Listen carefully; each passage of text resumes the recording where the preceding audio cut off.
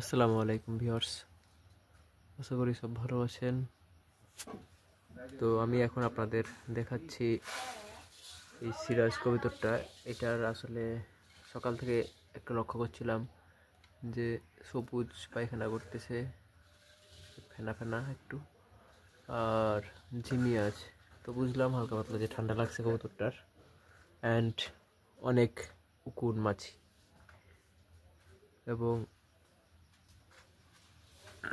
উকুন আছে এবং মাছি অনেক প্রতিটা শরীরে সবসময় শুধু চুলকায়া যায়, ঠাই নাই কোনো কবুতরে। সেজন্য আমি আজকে এদের জন্য ওষুধ নিয়েছি অ্যান্ড ঠান্ডার জন্য ওষুধ নিয়েছি, খাওয়ালাম মাত্র ওষুধ। অ্যান্ড আপনাকে একটু দেখাই কি আমি ওষুধ নিয়েছি।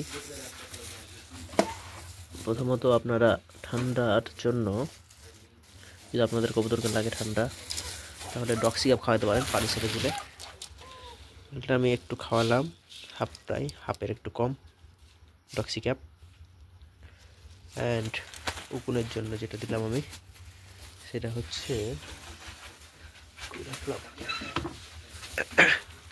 উকুনের জন্য আমি সব প্রতিটার গায়ে দেব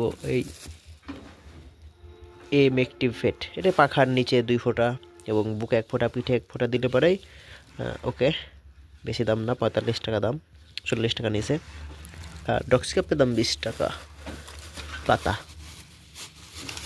তো সবগুলা দিলাম, আশা করা যায় কালকে সকালে আবার পানির সাথে গুলে দেবো, সবগুলাই খেয়ে নেবে। তাহলে ঠান্ডার সমস্যাটা আশা করি আর হবে না।